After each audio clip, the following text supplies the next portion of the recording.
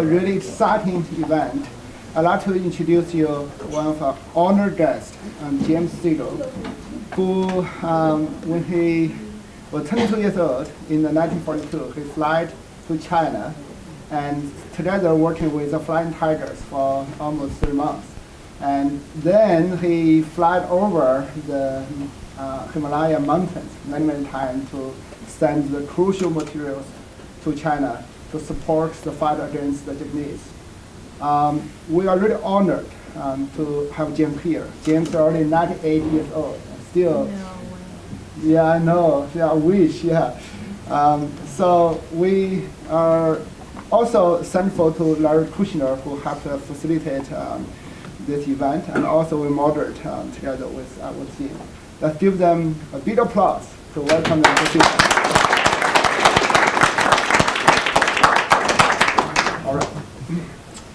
Thank you very much. So you want to start off with me? Yeah, because this really is a special event. You know, it's very rare when you can find someone who has had a true effect on history. And Jim is one of these people. You will be amazed when he tells you his story.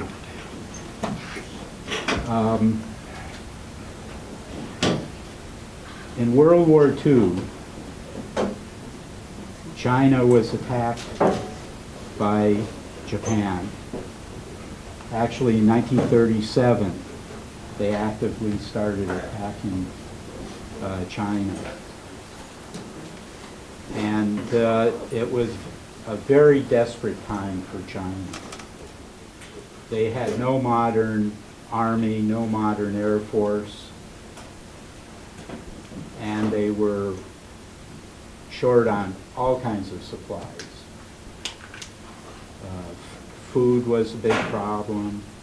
Everything was short on supplies. And so Flying Tigers were the only force that stopped the Japanese from taking all of China. But they couldn't do it alone. And when Mr. Segel tells you his story, you'll be amazed how he and his flight crew were pivotal to stopping the Japanese. So we'll begin. So I know when you were very young, you became interested in aviation. So you had told me there was a special program at that time for young people to learn how to be pilots. So what year was that? There was an organization that was established by the government prior to World War II called the CPTP, Civilian Pilot Training Program, which was aimed at getting college students into flying by offering them flying lessons at no charge, 35 hours of flying time, which would earn them a private pilot's license. I thought I heard about this. I was going to college evenings at the time, working days, and I heard about this and say, my God, what a terrific opportunity to learn how to fly. But I doubt very much if I can get in, there'd probably be 1,000 people ahead of me lining up. When I went down to apply for the particular function that they were involved in, I found that I was the only one there. There apparently was very, very low interest on the part of the young people at the time to learn how to fly airplanes. Well, needless to say, I learned how to fly an airplane. I got my 35 hours of my private license.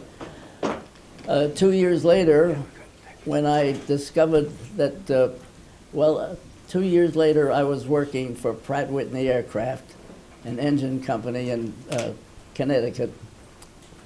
And I looked out the window one day where this factory, Pratt Whitney, was building radial engines for aircraft, large aircraft primarily. I looked out the window one day and saw an airplane land. It was a military training plane. Out came the pilot, a very young looking man, put on his his 50 mission hat, as we call them later on, and sauntered into the operations office. As I watched him, I said, what am I doing here building engines when I could be out there flying an airplane for Uncle Sam? This was all before the war. This was in 1941. I applied for it and was accepted as what we called a flying cadet. Now, the flying cadet reputation was great. They made movies about flying cadets. They were very romantic, exciting movies. And I was part of the flying cadet function at the time, which after 8 months of flight training, you were commissioned as a second lieutenant pilot in the Air Corps. That was the Army Air Corps, because the Army owned the Air Corps at the time. My timing was excellent. I was scheduled to graduate and receive my wings on December 12th, 1941. The war started on December 7th, 1941, 5 days prior to my receiving my wings. And what better timing could there be? Well, the rest of the timing was quite variable. I had already been assigned a job. I was going to join a fighter unit, or we call it Pursuit at the time, in Detroit, that was flying the new Air Cobra, P-39 Air Cobra, which was one hell of an airplane. I had never been in one, but I was going to join that group. But since the war broke out 5 days before I was commissioned, that group was sent out of the country immediately before I could get to them, so I missed my appointment. In fact, all orders of assignment that, like mine, were canceled, and we sat around for another week waiting for a new assignment. My assignment came along, and suddenly I was flying in a 4-engine bomber, which I'd never even seen before. It was quite an interesting thing, which shows you how things were messed up at the time. But of course, when a war starts, things are messed up quite a bit. I'm taking all this time explaining this. You had some other...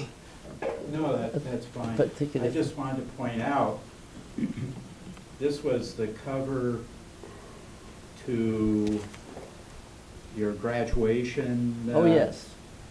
That was it, class of Yeah. 41I, December 12th, 1941. And those are the planes that you were flying in the training, right? The Yes, that's the T6. AT-6, Yeah. advanced trainer, yes. And you were good at it too, right? We had to be in order to graduate, In fact, in order to get your wings, yes. In your class, you won an award, right? Well, I was very lucky. We had gunnery, aerial gunnery. Actually, the target was a floating target.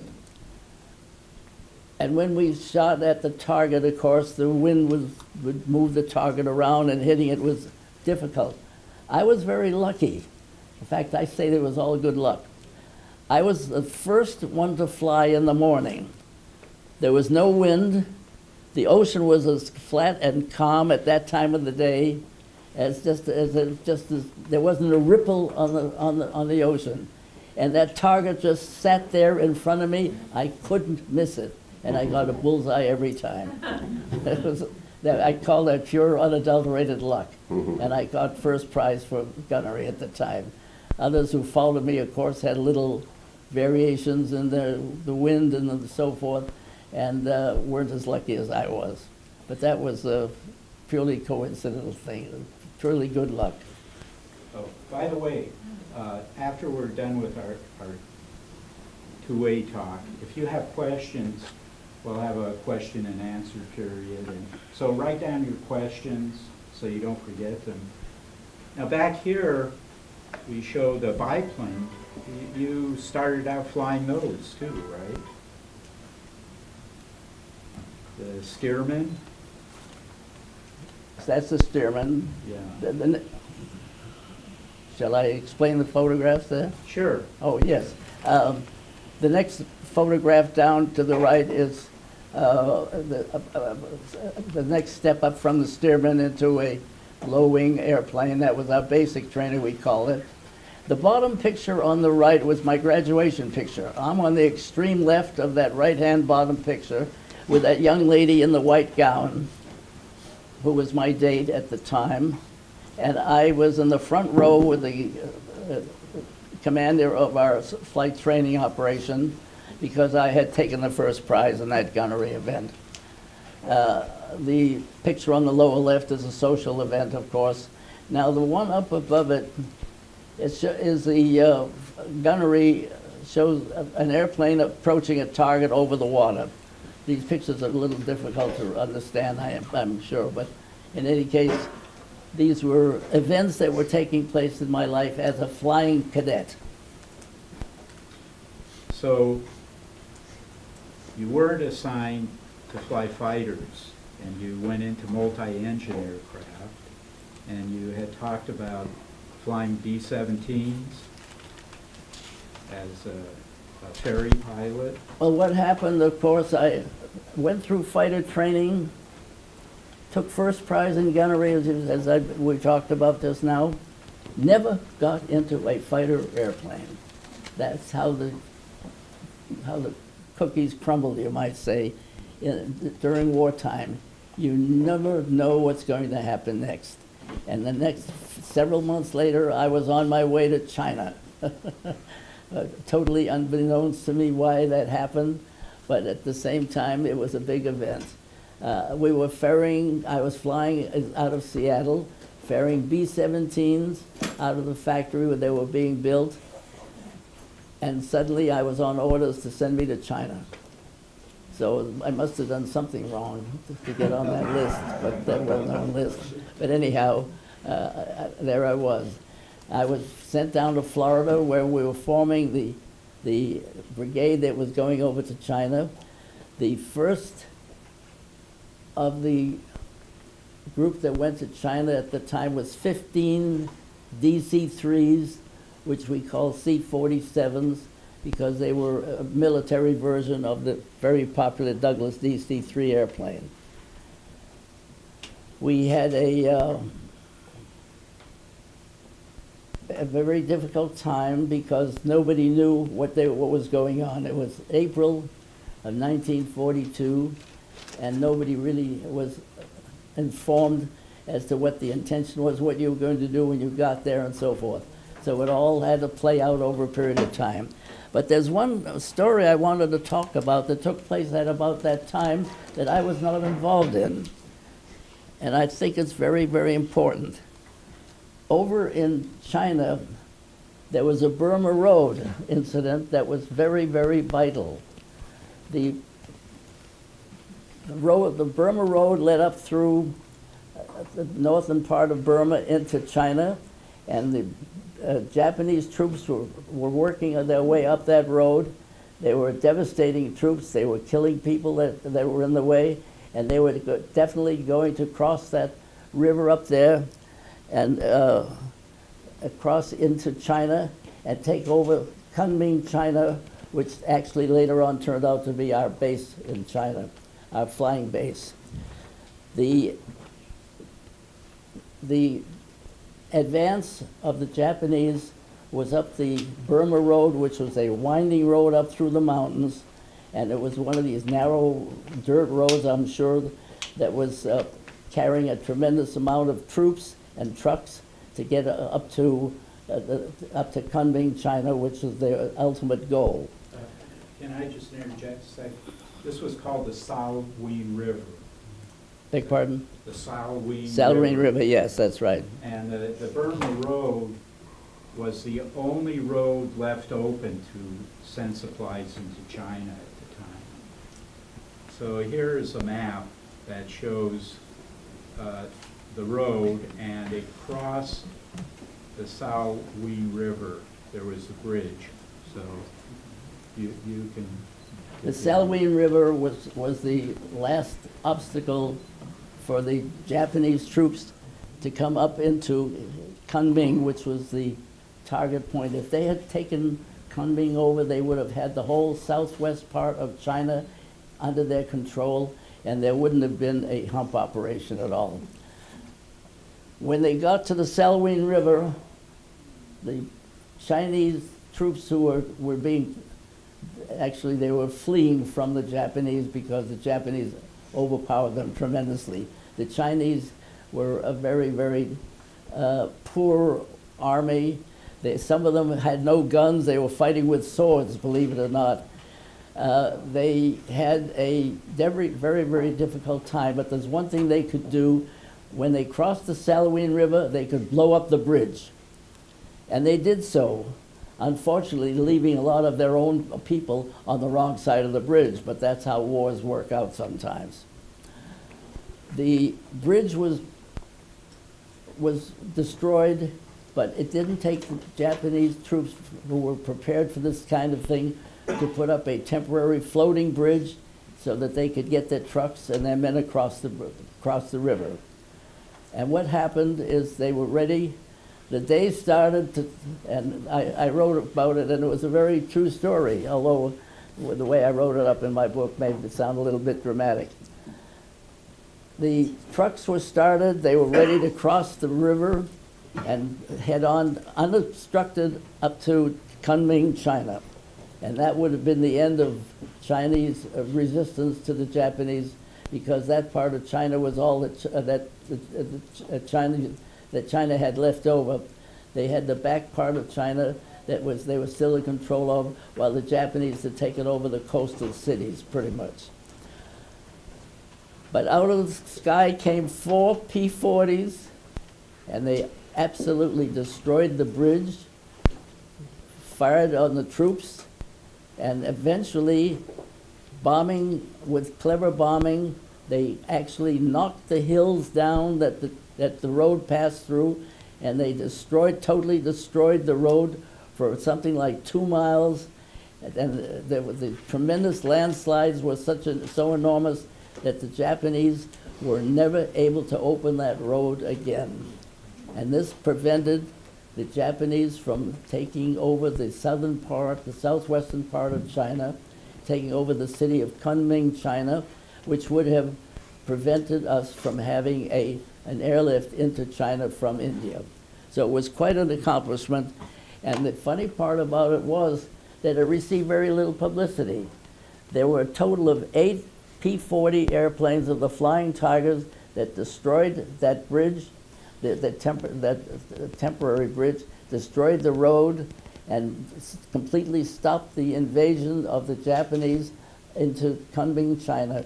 And the publicity that the boys received out of that was so mild because the word just did not get back to the States at the magnificent military accomplishment that they had just done. So this made quite a story of itself, the destroying of the bridge across the Salween River. It's very interesting how your unit was put together and how the pilots were drawn out of the airlines. Maybe you could talk about that. Oh yeah, well that was kind and of the instrument quite a story. Problem.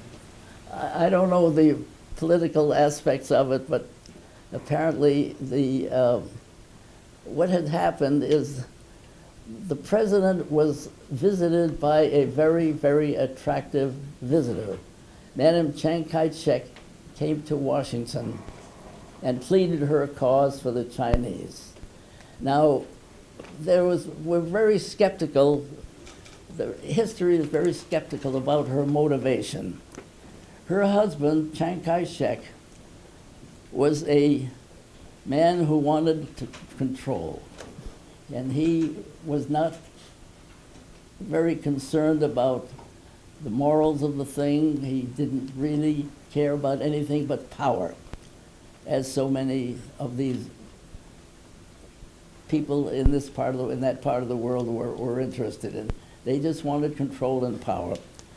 His wife went to Washington. She was a very well-educated woman. She graduated from American University, and she was very popular in Washington.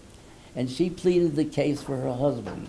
And President Roosevelt at the time decided that this was a very, very strong element, and he wanted to support the Chinese in what they were trying to do. So he gave her support, and that was why our particular Hump operation was established, in order to give access into China of the supplies that they needed to maintain their position and to fight the Japanese. Remember, at that time, I wanted to point out to you, at the time the Japanese had control of all the coastal cities, but the inland was still under the control of China, and they wanted to make sure that they maintained that control.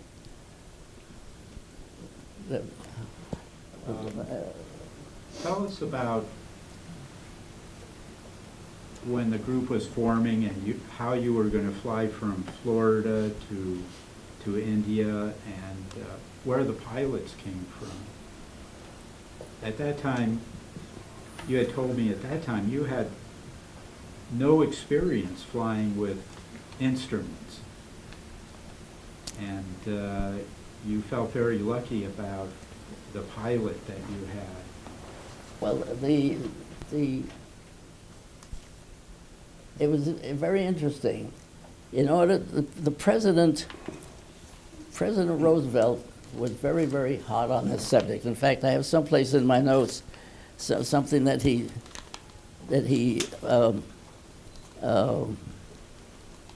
asked. I'll read this quote to you for a moment here. It says, "The only way we can get certain supplies into China is by air."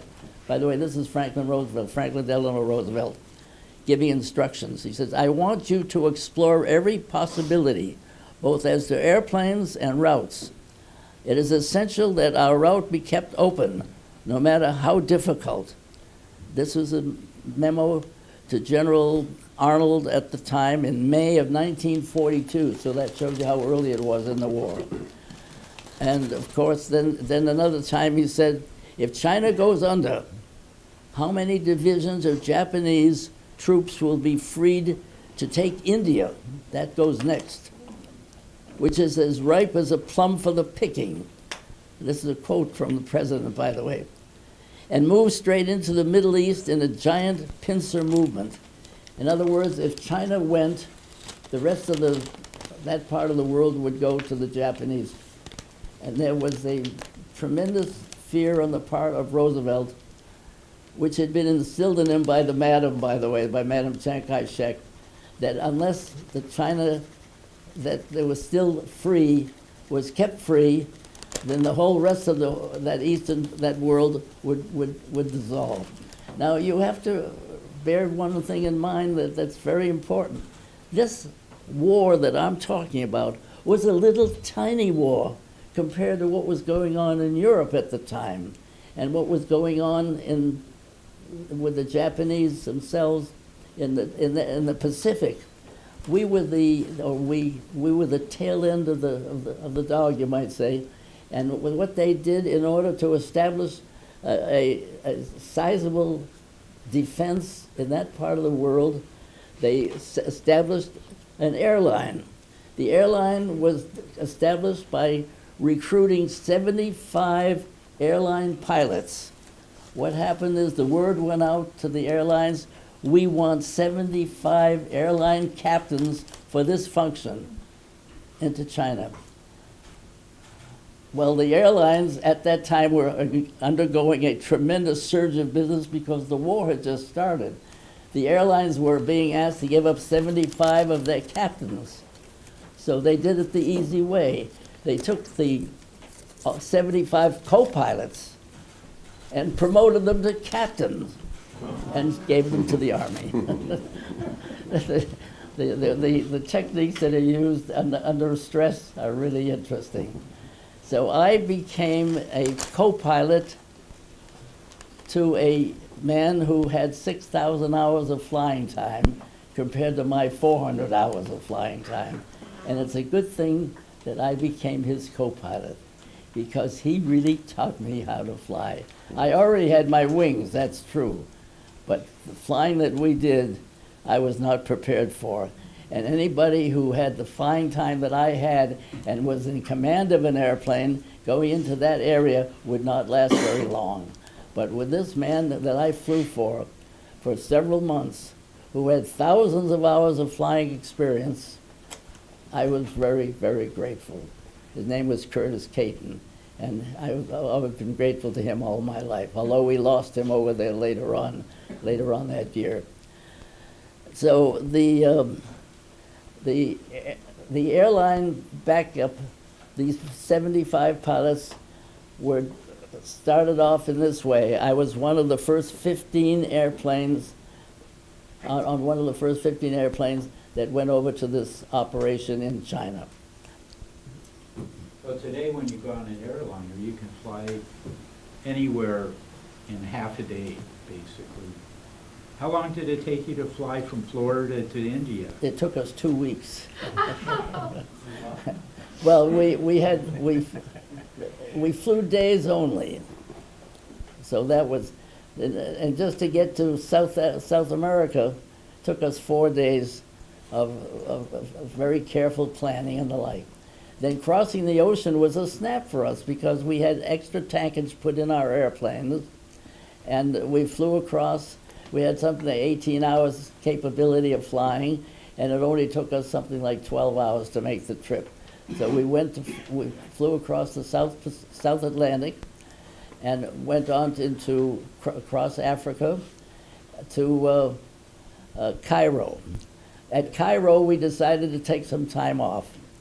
And in Cairo, we took 2 days off while we did some work on the engines. And in the meantime, I got on a camel and saw the pyramids and had a great time. In fact, one of my famous pictures that I sent back that was received about 6 months later was a photograph of me on a camel with 4 other pilots, and I said, "That's me in the middle, Ma," and it was published in the Boston Globe newspaper, and it was my family got quite a bit of publicity about that, of course. So it was a big event. Getting our airplane we finally made it after 2 weeks of various stops into India, and up into the northeast corner of India, which is the valley, and it was tea plantation. That was where the British had established tea plantations for a number of years, and it was a very, very well-developed part of India. And the British were very unhappy about having to tear up a lot of their tea plantations and put runways in because our airplanes were dominating that area. And as we moved in there, but we made friends with the British, and of course we did them a great many favors. The British planters who were living in that isolated area of India relied on us for their supplies. On our trips into the big cities, we brought them many supplies that they were short on, and they were very grateful. So they became great hosts for us, and we developed a great community.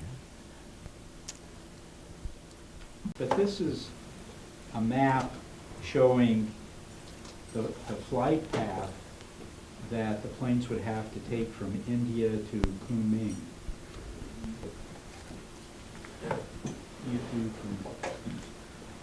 You can look at those. So you finally got to India, and the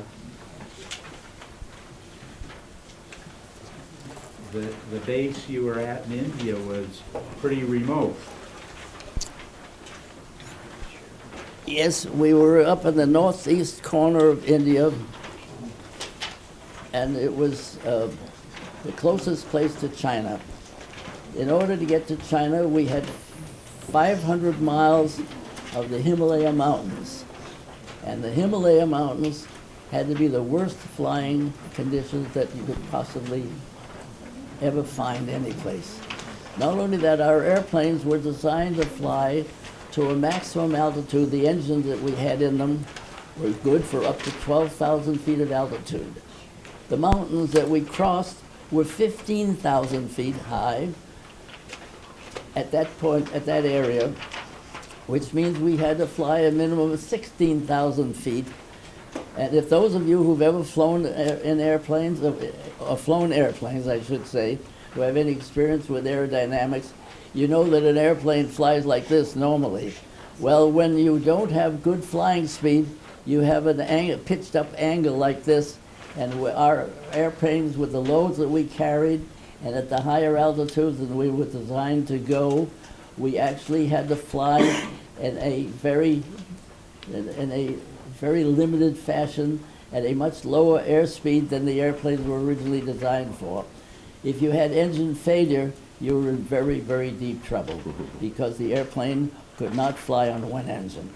And we had twin engine DC-3s, as I mentioned, and they were wonderful airplanes. They're still using them, by the way. This is amazing. Some of them must be 75 years old or more, but they're still using this airplane. But at the time, it was not the airplane for that particular function, yet that's all we had. So we managed to work our way across the hump. By the way, the mountains that we crossed, the 500 miles of Himalayan Mountains, were nicknamed the Hump. So that's why we were called Hump pilots. And it was a very, very devastating type of operation. We lost hundreds of airplanes over there, thousands of people in the 4 years that we operated, that the Hump operation was in function. So many planes crashed, they had another name for it besides the Hump. Is that right? Yeah, that's right. The aluminum the trail. aluminum, thanks. It skipped my mind. We call it the aluminum trail. Every so often, on a clear day with the sun shining on it, you would see a shiny spot in the mountains, in the forests, and these mountains were just covered with foliage. And every so often you'd see a shiny spot. And what would that be? That would be the remains of an airplane that crashed at that particular point. How many people ever got out of those airplanes? The rescues were few and far between.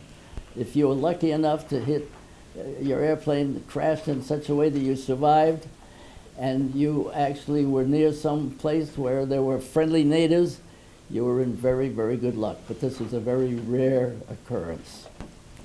It was a very, very difficult thing. And as I said, hundreds of airplanes were lost, thousands of people were lost on that operation.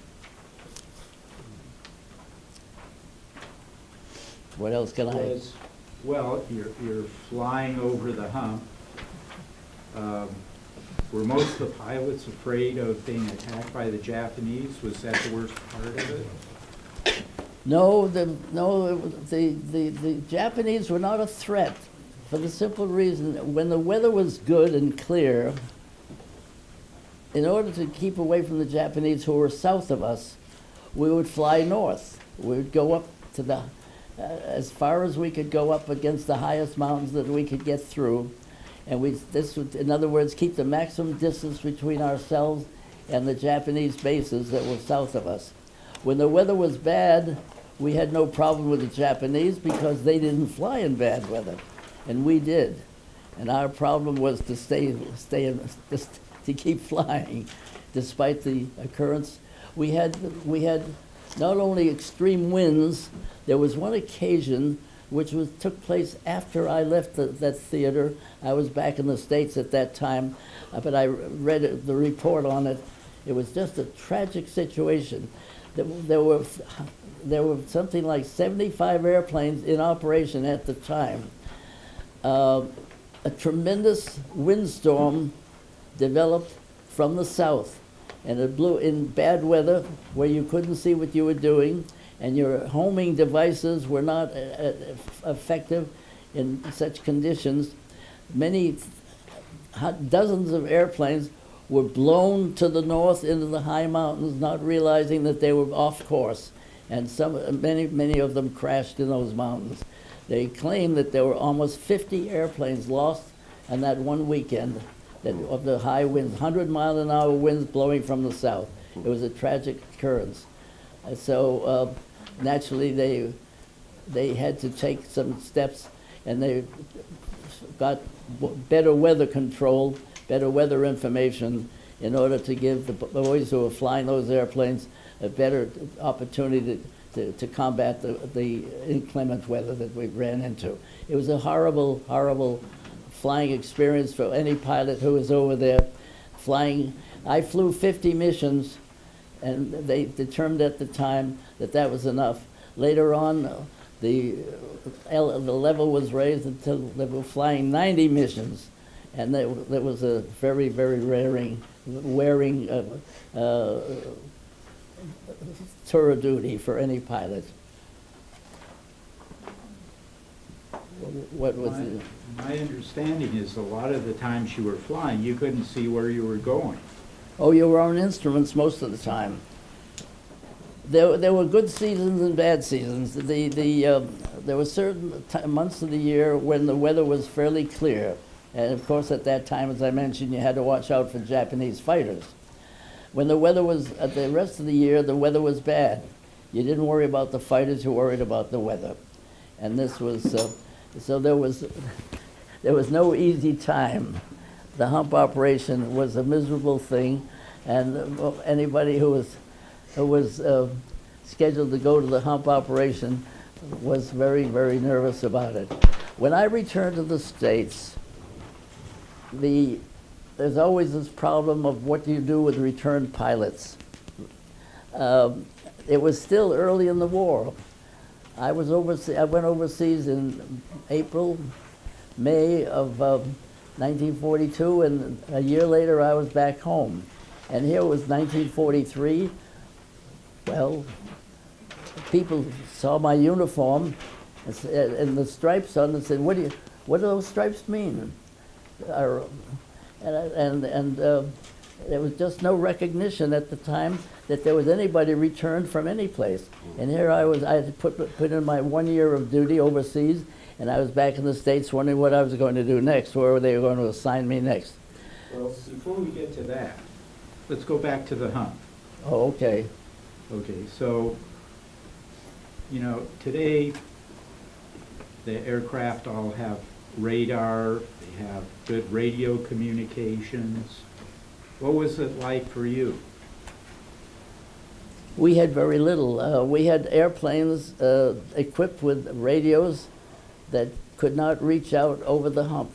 We had radios, actually the homing devices on the ground didn't arrive for the hump operation until the hump had been in operation for almost 2 years, believe it or not. It took almost 2 years before high-powered radio transmitters were established that would give guidance to the pilots flying across the hump. Up until that time, the pilot was pretty much on his own. As a matter of fact, I go into this little detail of being on your own, and I'll put it this way. That group of 75 former airline pilots, of which I was one of the 15 co-pilots that were one of the first 15, we were very, very much on our own. Our support from back home was negligible because back home they were too busy supporting Europe and the South Pacific. And as I mentioned, our priority was very, very, very low. So what we had to do was make shift with what we could develop ourselves. We did our own navigation. We set up our own stations as much as we could. We did everything on our own with very, very little help from what was back east. At one time, I flew across the hump with a passenger who was a lieutenant colonel in supplies. And by the time I got him back, when I got him over to China, I had lectured him so much so, in fact, I had him up in the cockpit flying the airplane for a while. And when he got back, he said, I'm going to see what I can do to get your supplies. You people are working here with practically nothing, aren't you? And that was the case of, that was the situation that we had. We were starving for supplies. We were starving for parts. I think here's a quotation from General Chennault, who was put in command of our operation.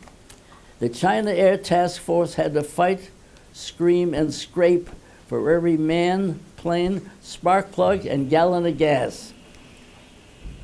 We were facing death from acute starvation. That was the commanding general, General Chennault.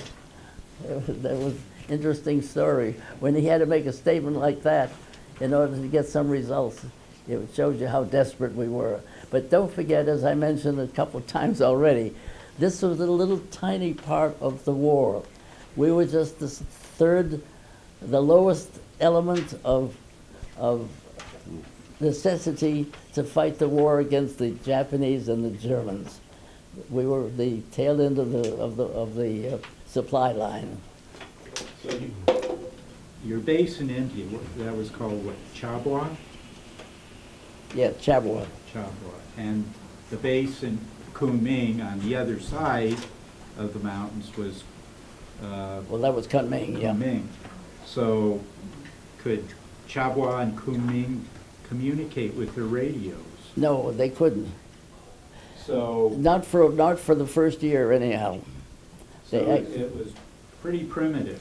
What we did, the way we communicated between Chabwa and Kunming, India and China, was by notes that the pilots would carry, or verbal instructions. In other words, when a pilot took off, he might be told, look, when you get over there, you tell these guys blah, blah, blah, blah, blah, and so forth. And that's the way they communicated, by actually verbal or maybe notes. But there was no radio communication between the two sides. Isn't that amazing that you could fight a war that way, 500 miles apart, and we had no radio communication for the first, it was close to 2 years. It was just amazing, yeah. So actually, when you first got there and you were flying the Hump, you only went a few times. What happened? Why didn't you fly your 50 missions all at one time? What happened? Tell us that story. Well, This is the most important story. Well, we did fly our 50 missions But- in 1 year, yes, Yeah. but, But you only made a few at the beginning. well, yes, well, we only had, well, our operation was dependent upon the weather. If the weather was bad, we didn't fly. Now, along came a general. He was a colonel at the time, put in command of the operation, and he had an edict. He did his edict. I won't mention any names right now. His edict was, you will fly 24 hours a day. In other words, we were flying daytimes only. When he got there, this is after about a year that we'd been operating on our own, the military finally moved in and took command. And when this particular colonel came in charge, he said, what do you mean you've been flying good weather only? We can't have an operation like that. We have to fly bad weather as well. Well, we were flying bad weather, but we were not flying nights. Well, he put us on, you will fly 24 hours a day. We had such tremendous losses on this 24-hour schedule that he put us on that they changed, he reversed it shortly later after we lost a large number of airplanes and crews, of course, and said, well, I guess we're going to have to modify that a little bit because it's more important that we save the lives of our crews and not sacrifice them for the necessity of getting another day's shipments completed. In other words, safety became the rule again after a while. So the concept of safety fluctuated, as you can see. At one time, we were flying very carefully because we were careful pilots. Then along came this colonel and said 24 hours a day. When things got really bad, he reversed himself and put us back to a safer schedule, which only made common sense, of course. Well, tell us what happened after you landed in Kunming on your third, I guess it was your third time. Well, we had made 4 trips over the Hump. And we were over in Kunming at the time, Kurt and I was his co-pilot. And somebody came out, the clerk. There was an interesting TV show, what was that TV show? MASH. You remember a TV show called MASH where they had a clerk come out who was really kind of running things? They called him Radar. Remember the character Radar in the show MASH? Well, we had a radar over there. And he came out and said to us, "Hey, fellas," he's talking to pilots. Now, he's an enlisted man, and he's talking to a bunch of second lieutenants and first lieutenants. But he says, "Hey, fellas, we need an airplane to take a load from Kunming to Guilin, which is 460 miles further east into Chinese territory. We need a volunteer." Now, the concept of volunteering in the military is very interesting. There's a basic rule that says, keep your mouth shut and don't volunteer for anything. That is a military rule that's been around for 5,000 years, I believe. Keep your mouth shut and don't volunteer for anything. And which means that when they come out and ask for volunteers, it's a very dangerous mission. Because otherwise they'd say, look, I want you to go from here to there. But when they come out and ask you to volunteer to do it, that's a little different concept. They're asking you to put your life on the line.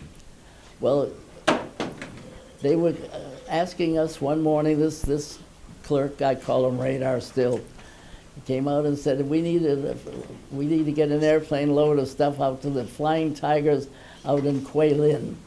They're desperately in need of stuff. Well, I need a volunteer, and that word volunteer, of course, everybody is ready to turn around and walk away. No volunteers. You love the place.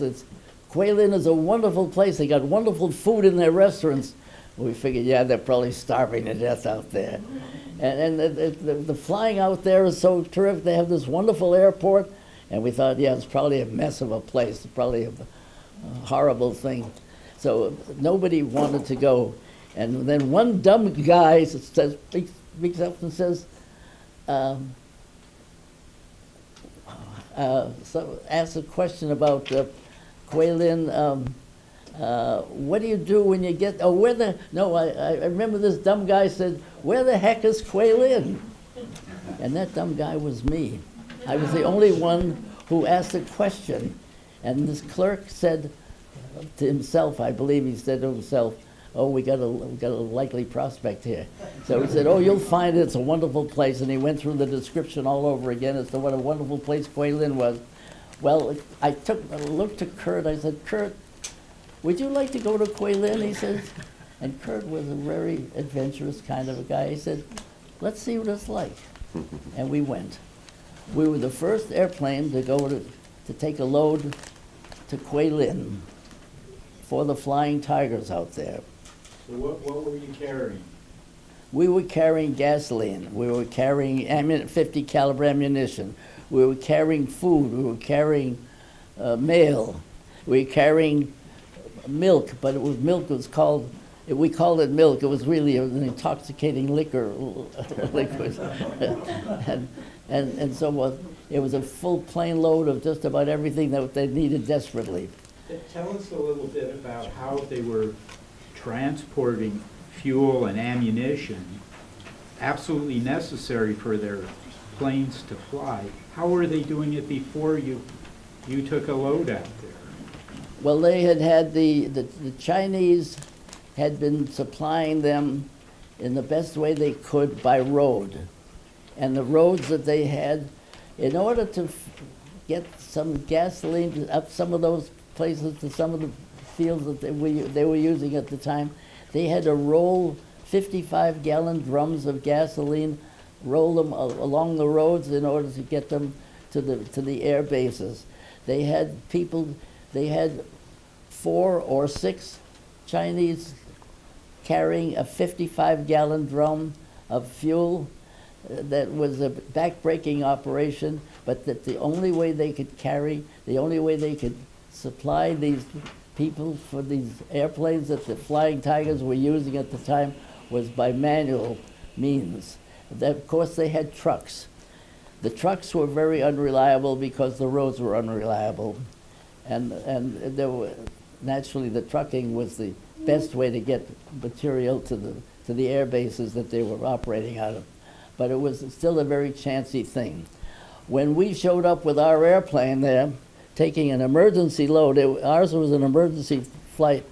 What they said was, it's just a one-day deal. You take it over there, drop this stuff off at Guilin, which is this 460-mile distance from Kunming, and you just come back the following day. It said, okay, we agreed to that. When we got there, we discovered the Flying Tigers, and they were a mess. They'd been over there for many, many months, and they were a mess, but there's one thing they were doing. They were beating the hell out of the Japanese Air Force. We were planning to return the following day after we dropped off this load of supplies. And they said, well, no, we have 2 other bases. We need you for another day to drop off some of the things you brought in here at the other 2 bases. We were at Kunming, Guilin, Lingling, and Hanyang. These are places on the map, by the way, you can fly them. I have a map here that shows them. Up here. Oh, you have it up there? With the circle. Kunming is on the left. The That's lower right. left is circled. And then the 3 forward bases are in the elongated circle on the right. Yes, And that's just below it, there's a dotted line, and it says Japanese occupied territory. So these bases were very close to Japanese territory. oh yes, 200 miles, something like that. Mhm. So what we got into Guilin, and then they said, well, we need to take some of these things to Lingling and Hanyang, the other 2 spots there. And when we got back, they said, oh, we need some more supplies. Do you think you could get some more, go back to Kunming and pick up some more stuff for us? And we said, well, I'm not sure that we'll be allowed to do that. They said, you're going to be able to do it because we just contacted your outfit by telephone, and they have given us permission, they're giving you permission to do this. Well, we discovered as we went along that there was no such permission at all. It was purely fiction that they had created.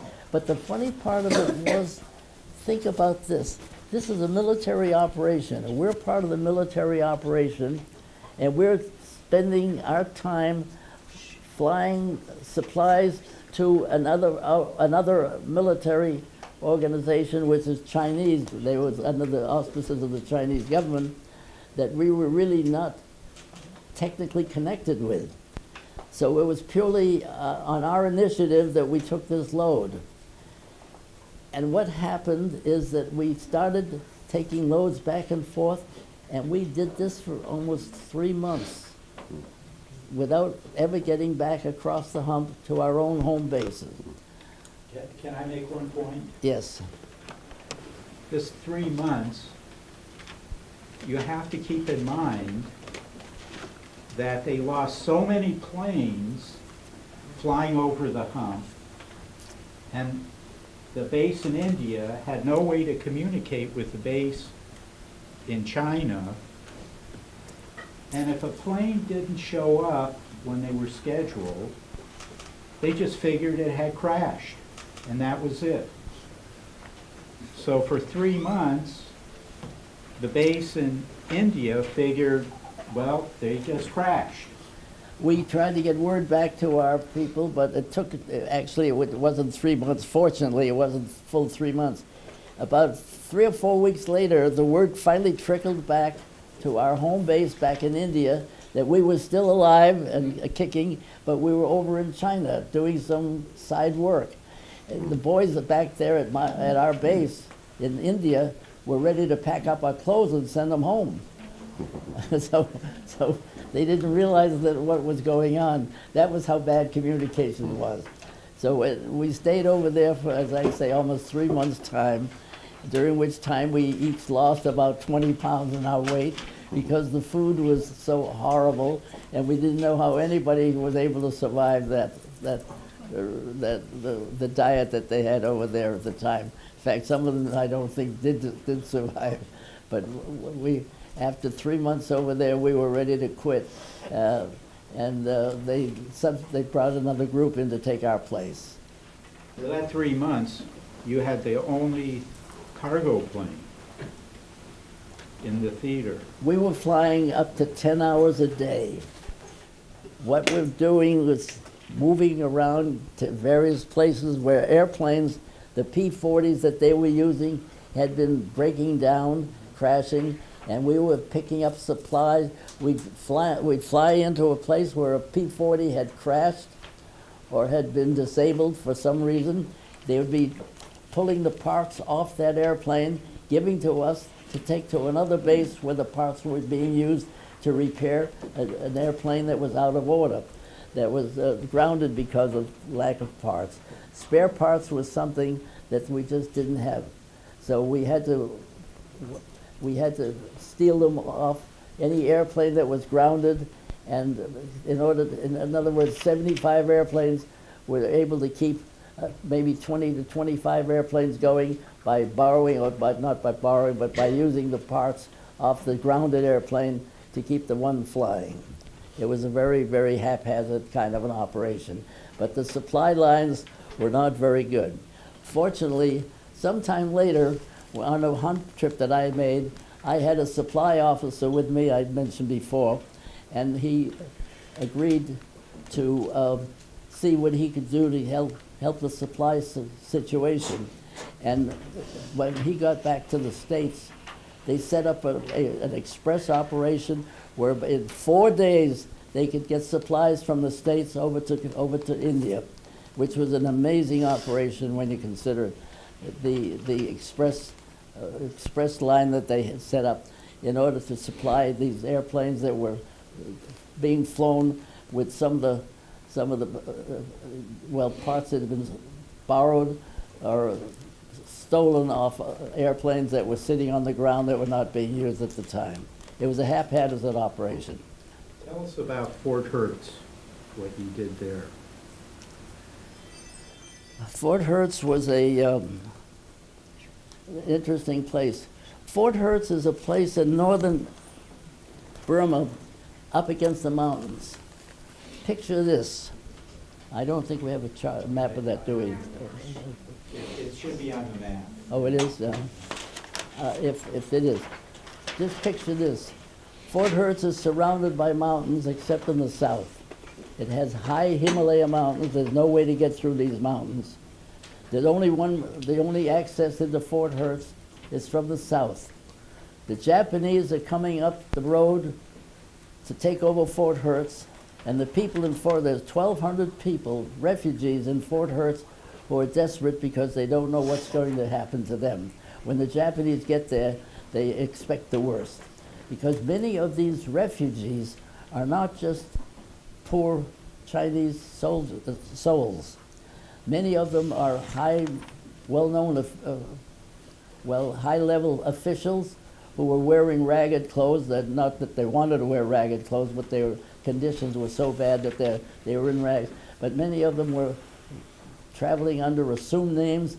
They were high-level people from China, and they knew that once the Japanese got there, their lives would be very, very short, because if they were captured, they would be found, identified, and their future was not very bright. There were 1,200 of them, desperate to get out of there. And the Japanese, they knew the Japanese were coming up the highway on trucks.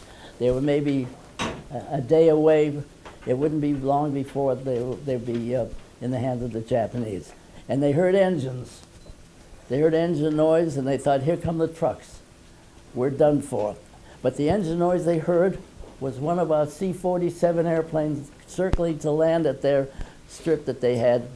And we got 4 airplanes in that day. And we took out, in 2 days, we took out 1,200 refugees, took them out of there, and flew them across the hills over into India, where they were we saved their lives, let's put it that way. At one time, I took 2 loads out of there. One of my loads was 72 people. I counted them as they got off the airplane. Of course, these were small people, but remember, our airplanes were designed to carry 21 passengers, and here I had 72 people on board. That's how desperate they were to get out of there. But there were 1,200 very, very lucky people who were saved at Fort Hertz. It was a remarkable event. Tell us about your experience with General Chennault. He was a terrific guy. He was one of the boys, and I flew Chennault on a number of occasions from Kunming to various places that he wanted to go, especially to Chongqing, which is headquarters. And he was the kind of a fellow that I offered, on the first occasion, I said, "General, would you like to come up and fly the airplane a while?" And he said, "No." He said, "I think I'd have a better idea." He said, "You fly in the airplane and I'll make the sandwiches." And that's the kind of a guy he was. He was a delightful person to work with. And this was a man that everybody had such great faith in, that they followed him just without a question of a doubt. He was a great leader. Now, you're talking about the Flying Tigers. Yes. What about the high echelons of the military? Well, that's a political matter. That was in the military, and he was not the most popular person. And he was replaced after 3 years. He was replaced by some other officer. I really don't know the details of that. I never explored that details, but I know that he was very popular with us, and he was a great leader. Let's put it that way. Only the higher-ranking people back in Washington were not of the same opinion, so he was eventually replaced by somebody else. But Chennault was a great leader. One day you were flying your C-47. I guess you were delivering a load, and you look out the window to the side and you see an airplane approaching. Oh, didn't I talk about that? Oh, no. I was attacked by a Japanese Zero. Yeah. I was flying along in beautiful clear weather, not a cloud in the sky, and there's an airplane approaching me. Now, we didn't see very many airplanes. It's a big sky out there, and if you saw another dot on that was another airplane, you were really curious. That's amazing that I can see another airplane. And he was flying right towards me. And as he got closer, I was very, very worried. It was a fighter. You could tell from the speed that he was making. You could tell that it was not an American fighter, because the American fighters were P-40s. They had pointed nose on the P-40 airplanes with an inline engine. The Japanese fighters had radial engines, and they were big round engines that sat up on the front of the airplane, and you could identify the different type of airplane that way. Well, this one had a radial engine. He was a Japanese airplane.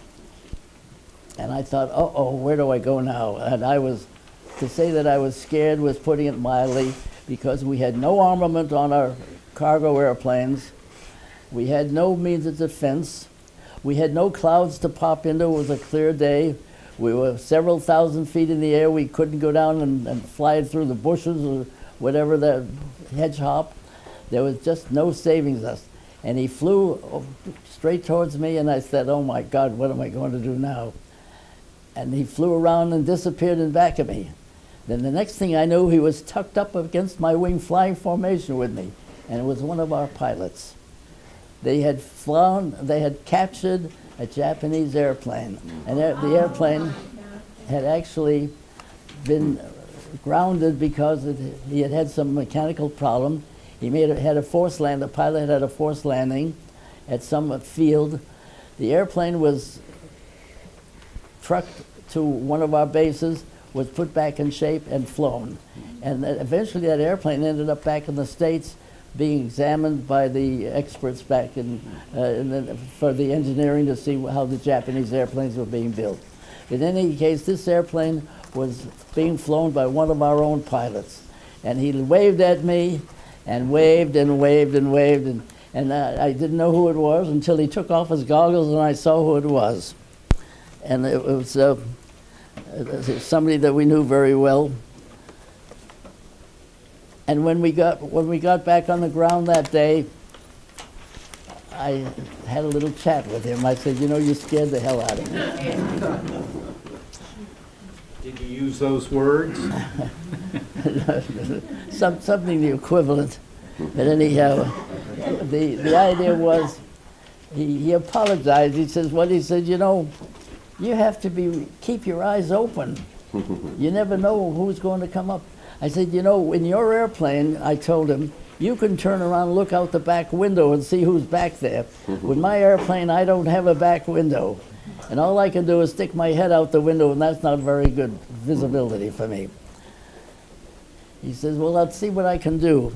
So what he did is he went back into his supply room, and he came out with something that he gave me to wear so that I could look out. I could look out the window of my airplane, and here I was, already equipped, as you can see. There's only one thing I said to him, you know, if I stuck my head out the window, I'd probably lose my head because I'm flying at 100 and close to 200 miles an hour, you know. So sticking my head out the window is not going to work very well. Well, he laughed. He says, you'll figure out something. And of course, I've had this souvenir ever since. And then this was Navy supply, and I had property Lieutenant James Segel, and so forth and so on. I put my name on here, China Division of the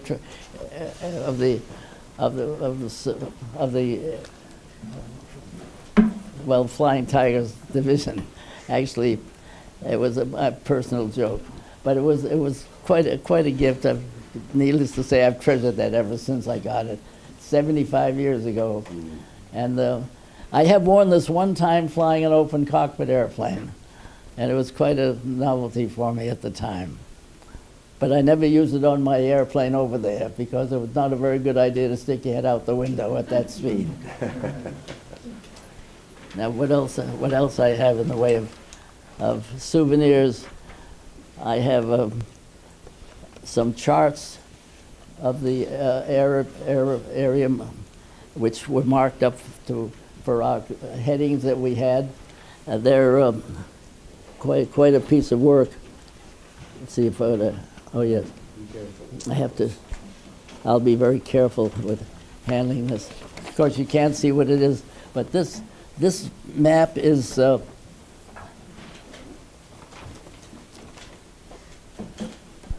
map is close to 100 years old. I know when I got it 75 years ago. So this is one of several that I have of the area that I flew at the time. It was quite an adventure. Now, what else can what else can we tell folks about this? I think we pretty much covered flying the Hump, but that wasn't all the really important stuff you did. After you came back to the United States, you became an instructor for Hump pilots. Can you tell us about that? Yes, well, what happened is getting back to the States in 1943, the war was still quite new and they didn't know what to do with us. So some ingenious person established a training base in Reno, Nevada, because Reno was surrounded by high mountains. Not as high as the Hump, but high enough to make it seem real. And they established a training base in Reno for would-be Hump pilots. Now, the Hump pilots that we got into Reno to train were not new pilots by any means. They were experienced pilots, but they had never done mountain flying that they were going to face over in India and China. So what we did is we put them through a special training program that would give them the background that they needed to fly the Hump operation. And that Reno operation ran for the balance of the war. It was very, very successful because we had a number of pilots that we had trained in Reno, went over to the Hump operation, and returned from the Hump and became instructors for us in Reno. And every one of them was as full of praise for the training that they had received before they went over. They said if it hadn't been for that training that we had given them, they didn't think that they could possibly survive. They wouldn't know what they were getting into. But at Reno, we taught them what they were going to expect and how to handle it.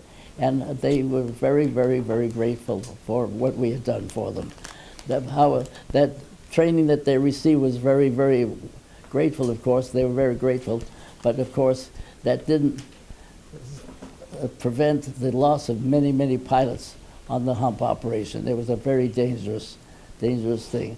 Even though there was no combat, very little combat involved in it, the weather was your enemy. And the weather and the mountains were your enemies, and it was the very, very high rate of losses that we endured over there. In Reno, you also were working with a brand new aircraft. Well, we had a C-46, which was a much larger twin-engine airplane than the DC-3, the C-47 that we had been using. It carried twice the load, and on the ground it looked like a big fat airplane, but in the air was a good performer. And this eventually was the workhorse for the Hump operation. And of course, we developed very great skills at teaching the pilots how to fly the airplane and how to cope with the Hump operation. And all of this sounds so important. It was important to us, but in the scheme of things, it was still a very, very small part of World War II when you look at the overall picture. But we did what we could and what we were asked to do. The aircraft had a few problems that you had to work on. I remember we talked about this. You mean our new airplane? The C-46. Well, the C-46 had the basic concept is this. When a new airplane is developed, you fly it for a long time before you put it into usage in common usage. You have so many bugs to get out of it because it's a new piece of machinery. The same thing applies to an automobile as far as that's concerned. Manufacturers put out a new car on the road, and before they really get all the kinks out of it, they may turn out many thousands of automobiles with problems in them. Well, the airplanes that we had the same situation, of course in smaller numbers, but at the same time, you had a large piece of machinery there that had many things that could go wrong. And you tried to find out what was, you give it the testing in operation. But the C-46 had no such prior testing to be done. As soon as that airplane came out of the factory, when they first started building them, manufacturing this airplane, it went into duty right away. And there were many things wrong with it that had to be corrected over a period of the next year or so in order to make it a safe airplane. We did lose a number of them due to freak accidents. And I won't go into the details of the mechanical problems that involved, but there were a number of mechanical problems on the new airplane. And it was something that we had to cope with.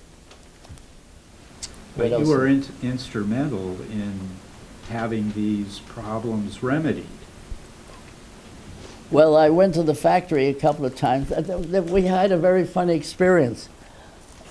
You know, these airplanes, when you sit in an airplane as a pilot, you have an adjustable seat. You can slide the seat forward or back, as in an automobile. On our C-46 airplanes, when you got into that airplane, you slid the seat all the way forward, because I would do that because I'm a short person, and I'd still have to put a cushion in back of me. Or some of them that were even shorter than I had two cushions in back of them, even though the seat was slid all the way forward. I'm sitting in the factory back in Buffalo, New York, where they build C-46s, and somebody comes into the office and is introduced to me as the chief pilot. And I'm looking up at him like this. He's about a foot taller than I am. And I said to him, you know what? I just discovered something very important about your airplanes. I discovered why we don't fit why we short pilots don't fit in there.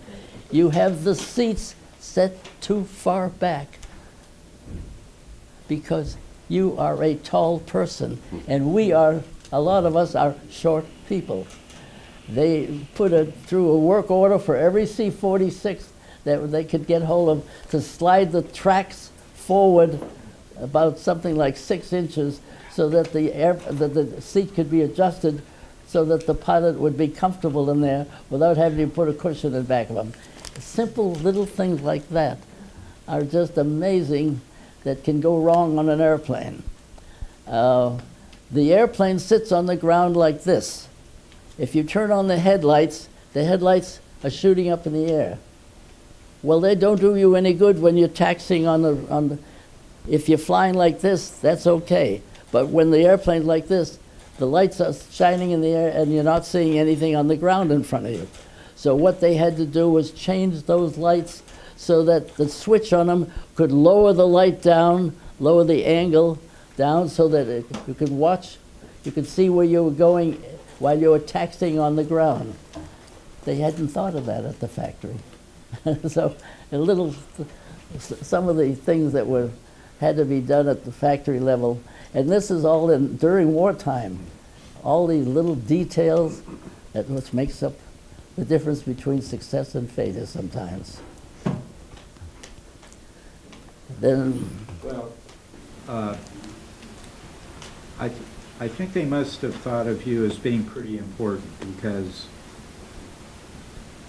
you were about, what, 24, 25 years old at the time?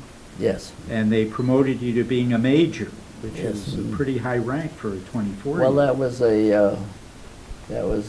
I was also doing accident investigation, and accident investigators were ranked as majors. So when I took on that job, I didn't know it at the time, but I called for the higher rank. Captains were the active pilots. When you got up to the next level, your field grade is oftentimes the administrative work that was piled on top of you. Sometimes you didn't do as much flying, and that's what happened to me. I was doing accident investigation and other safety work, and I didn't get as much flying in as I would normally have done otherwise. But that was all right. I was contributing whatever I could at the time. So it's my understanding they had you write the safety manual for the C-46. Yes, the C-46 needed an pilot's operation manual, so they put me to work on that particular job because, I traveled around the country to various C-46 bases to pick up information as to what was some of the policies that they had and some of the changes they had made in the airplane. This is all technical information that you need in order to get a safe airplane. The military takes years to develop a new airplane. But when wartime comes along, everything is thrown, all the other thoughts are thrown out the window, and you take whatever you can get hold of. What's amazing to me is how some airplanes were developed so quickly and successfully during wartime, and others were developed and discarded because they were losses. But that wartimes are difficult.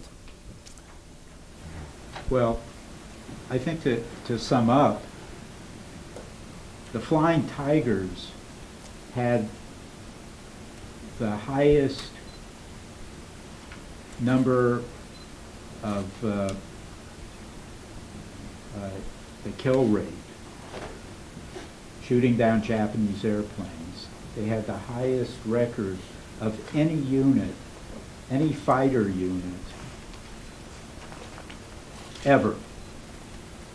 It's never been broken, that record. But those planes would never have been shot down if it wasn't for Jim and his flight crew, because none of the P-40s would have gotten up into the air because they wouldn't have had fuel or ammunition. And they were 100% reliant on having the the fuel and ammunition and other supplies delivered to their forward bases. And for the period of 3 months, Jim and his crew were the only ones doing this. And it was during a very important period of time. And I think it's really remarkable what you did under those conditions. This was a Jim has written a book, and he's written about this in detail, how difficult the times were getting parts, and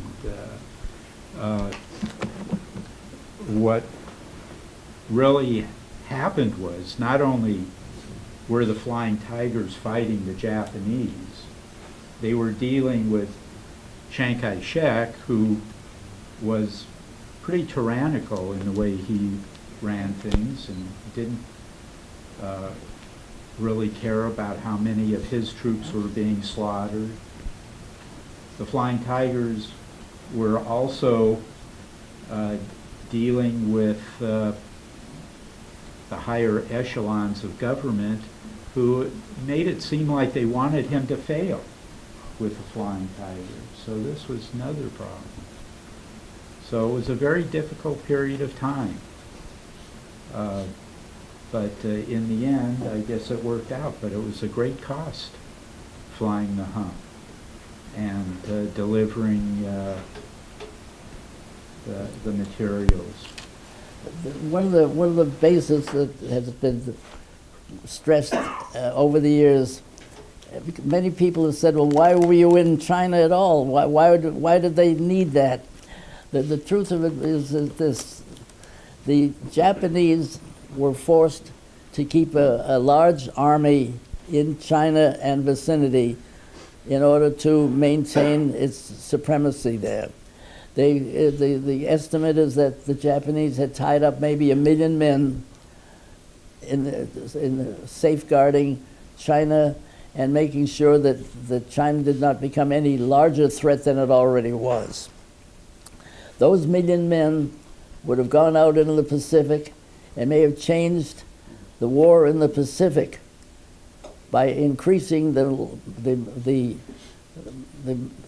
large numbers of armies that the Japanese were sending out to the various islands that they conquered. They might have changed the outcome of the war in the Pacific if those 1 million men had been turned loose from China. At least that's the theory that has been forwarded by many people over the years. So we feel as though we accomplished a great deal. And of course, China became a very, well, we see China today as it is now. It's changed rather drastically from the time that I was there to what it is today. But China remained free at the time, and it was a victory on our part that we felt that we were contributing to the third country that was under duress from the war.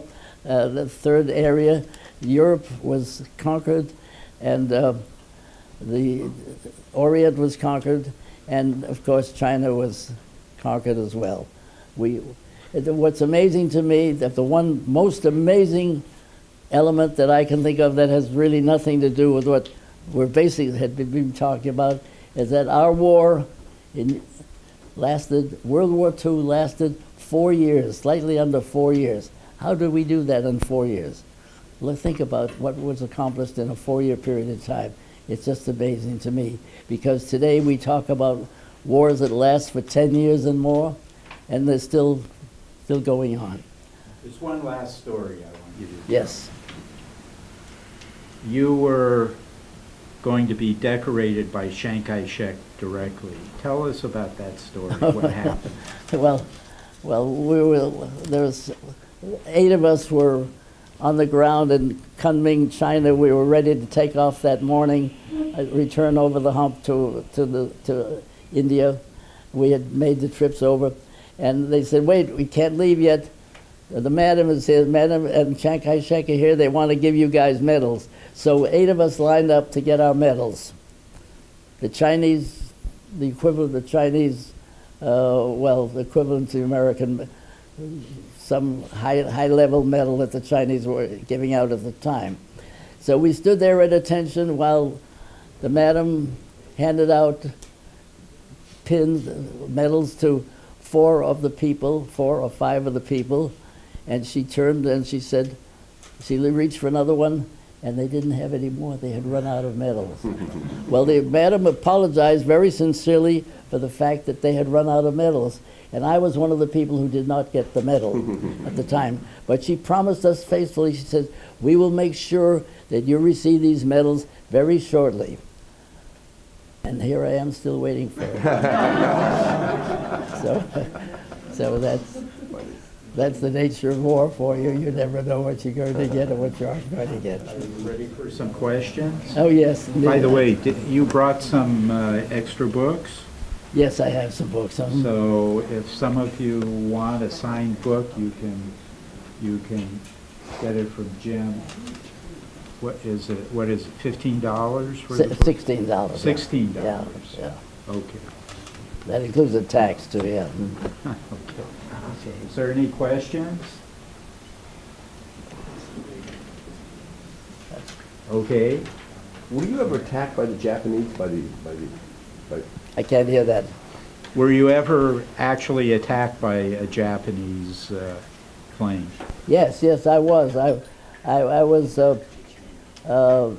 shot at by a Japanese. What happened that one day when I was cruising from one of our bases to the other in China, I was reported, there was an airplane reported over me at 20,000 feet. Now the Japanese always had an observation plane, usually every few days, fly over to count our airplanes on the ground. Whatever they were looking at, they would fly at a very high altitude, something like 20,000 feet.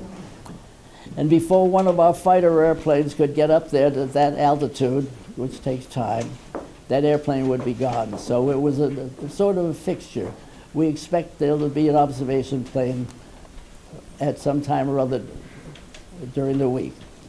One day one was reported over me at 20,000 feet estimated, and I was going on my way and then the next report I got a couple of minutes later was this airplane at 20,000 feet was now down to something like under 10,000 feet and was apparently hunting for my airplane.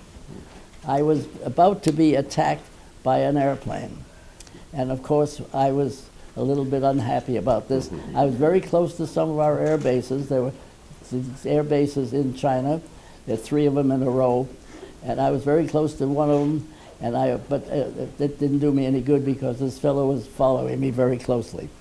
As it turned out, though, he shortly as I zigged and zagged, I was down on the treetop level, zigging and zagging, hoping that if he was shooting at me, he was a lousy shot. And the next thing I knew, I was told that I could come up because he had left.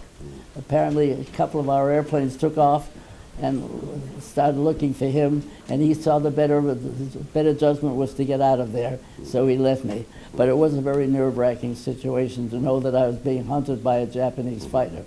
But of course, this happened a number of times over a period of time. I've discovered bullet holes in my airplane that I didn't even know where they had come from. They would come from the ground, maybe. Maybe some people with rifles were shooting at us. We just don't know. But there were bullet holes in our airplanes that we never could account for. Jim, I vaguely remember a story you told us at dinner one night, how you've had a lot of luck in your flying experiences. And I think you mentioned one time, if you want to tell the story about how you were supposed to be on a plane, and for some reason, you didn't make the flight, and it left without you? Yes, well, what happened is at the end of my tour of duty, there were something like 15 of us were scheduled to fly home after we had been over there for a year.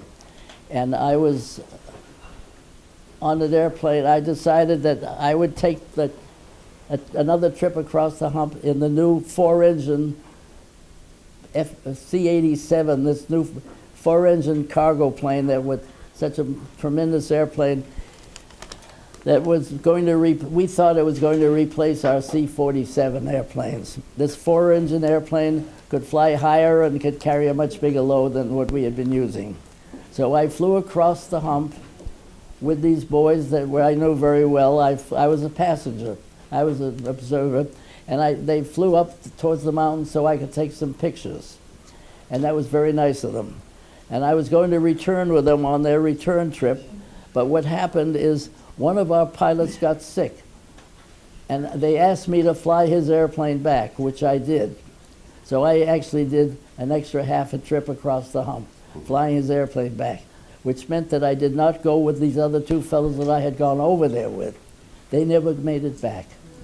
In fact, as I wrote in my book, we still didn't know what happened to them, but since I wrote my book, their airplane was discovered at very high altitude, and we never did know what happened to them.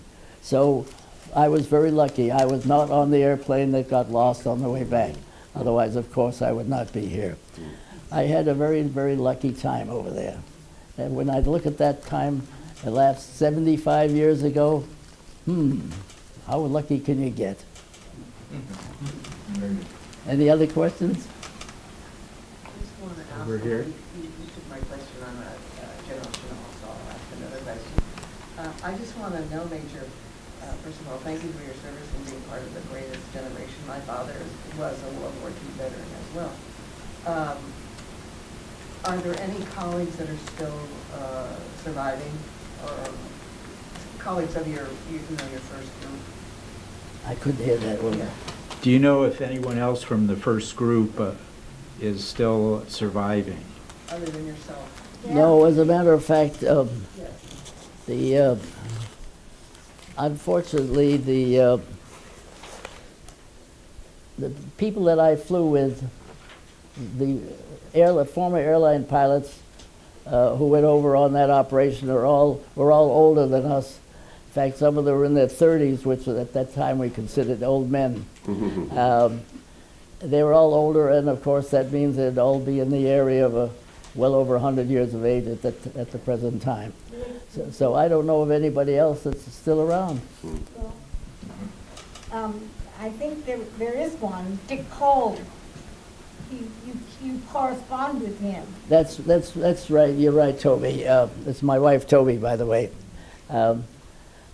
Dick Cole was a co-pilot on the Tokyo raid. He was a co-pilot for Jimmy Doolittle. And Dick Cole lives in, he's in Georgia. Texas. Huh? In Texas he lives. That's right, he's a Texas resident now. He's in his hundreds, and I've been corresponding with his daughter. And he and I corresponded quite a bit for a while, but now I correspond with his daughter. So Dick Cole, after he was on the Tokyo raid, he came to work flying for us. In fact, he flew as my co-pilot for a while. I didn't know who he was or what his background was, but he was being checked out by me to be a pilot on the Hump operation. And he flew the Hump for a while, the same as I was doing.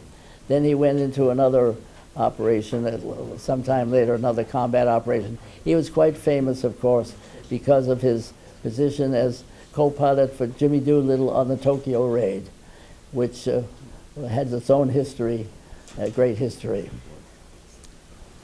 Any other questions? Take a point of information. I think I might have mentioned before the program started. Out in Palm Springs at the airport, there's a museum, and there's a whole exhibit on the Flying Tigers and the Hump operation. And there's still a couple of Hump pilots still alive and act as docents from time to time. I must get up there. Well, one can take you. I appreciate your offer. Any other comments or questions? No, was wondering, did you have like a special bomber jacket, like in Top Gun? Where, you know, What was that? I forget the pilot. Yeah, like one of those bloodship. This, you would wear on the back of your jacket. Yes. You might mention that.